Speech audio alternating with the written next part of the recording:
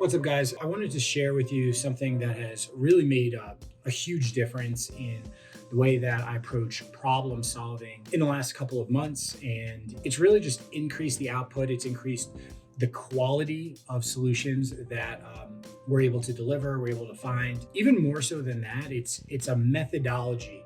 And the thing that I like about methodologies in general is that, a great method is like a foundation. A lot of people, they have confidence in something that's non-foundational. They have confidence in themselves being awesome, something along those lines. But a method is something that you can really stand on. Just take a couple of seconds to really flesh this out a little bit for you. But before I found this method, whenever I had a big problem, like a really big task that I was working on, my main way of solving it would be to basically like lock myself up in the basement and just work my butt off until I came up with a solution. That was the method. It was put your head down, grind, find a solution. That was a decent method based off of maybe previous successes that I've had in my life where, I could just rely on discipline and willpower to find solutions for things. And I think it's also a little bit because I think in the past, I've been a little bit impatient and maybe you can relate. I wanted to find the answer the quickest way possible. And if the answer is for me just to grind, well, bang, I can just, put my head down and grind and come up with the answers. And what has happened is as I've progressed in my career, the problems have gotten more and more sophisticated, more and more complex, more complicated. And it's gotten to the point where, I've realized that like I am many respects and many times not the person who's going to come up with solution. And if I'm not the one who's going to have the solution like already in me, then this whole method of put your head down and grind no longer works. I was introduced to this method, which I'm going to share with you now, by listening to Paul Kelly. So Paul Kelly is a guy who runs a $210 million a year home service business in the Phoenix area. To put this in perspective, it's literally the largest single market home service company in the United States. And in the United States, you can probably say there's about 100,000 home service companies. So the number one company, and this guy's the president, CEO of the company. And he said something in this podcast that really just blew my mind. And I think it's easy for people, if you had listened to it, I think it's easy for a lot of people to sort of like gloss over, but I was looking for this answer. And so when he said this line, it really just jumped out. And what he basically said is that almost every problem in business can be solved by getting the right people in the same room often enough. Almost any problem. I mean, if you think about that, like what an insane promise.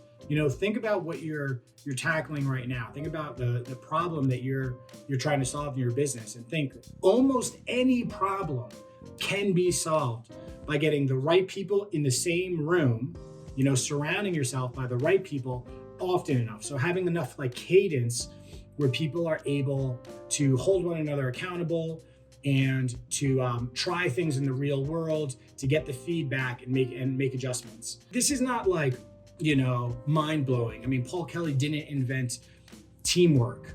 Paul Kelly did not invent the mastermind principle, and check that out if you hadn't heard of it before. Something about the clarity of that statement, it's not just, a mastermind to get the ideas.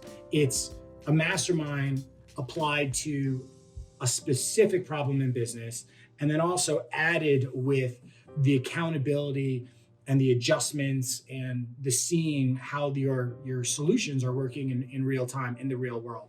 This has changed everything, because instead of, again, me saying like, all right, we're working on, the problem is we're trying to get cheaper leads from our ad campaigns. Instead of me using my old method of, all right, I'm just going to go into the basement and work. Instead, it becomes, okay, I'm going to get different people in a room in the same room together, and we're going to throw out ideas and we're going to try things, and then we're going to meet up again. And maybe it's different people this next time. What has really blown my mind about this is, number one, I've become very, very aware that I am not the one coming up with the great ideas. Even like not most of the time, not even like maybe even 30% of the time. If there's a room of 5 people, proportionately, my great ideas are like less than, what the 20% that it should be, which in my mind is astounding. Like as a business owner, I can tell you like that realization that holy crap, I'm not coming up with the ideas. It's everybody else around me coming with these ideas is amazing. And the second thing I thought was really, really cool is the fact that a lot of times ideas that get rubber stamped and that I think are just like going to be great and already are awesome, a lot of times other people in the mastermind, in the teamwork, in the right people in the same room, they're able to point out the flaws in my thinking. So I might have rubber stamped something, and then other people will come back, we need to back up and rethink this. That thing that you thought was already awesome, no, there's this flaw in it. It's revolutionary. It's not something that only I'm doing with my projects, but now with the team, I'm having them institute the same things where they're working on projects together. They're meeting up at regular intervals and they're moving things forward. They're finding solutions. I wanted to share this with you guys because, if you're, subscribed to this channel, you're trying to solve a problem. We've talked a lot about what is important, what is the bottleneck that you're working on. And if you identified the bottleneck, I think the next thing that you can start considering is who are the right people in the room? Who do I need to get in the right room? One thing that we've done in our business is we've hired outside consultants, and we've found that in many times those outside consultants are the people that we bring in the room. So we have our core team, but then we have our consultants that'll meet with us. Maybe they meet with us twice a month or 3 times a month. One person, they meet with us twice a week. Okay, that's that regular interval where we'll loop that in. Who are the right people? How often do you need to meet? And then it's the faith that almost any business problem can be solved by applying this methodology. Thanks, guys.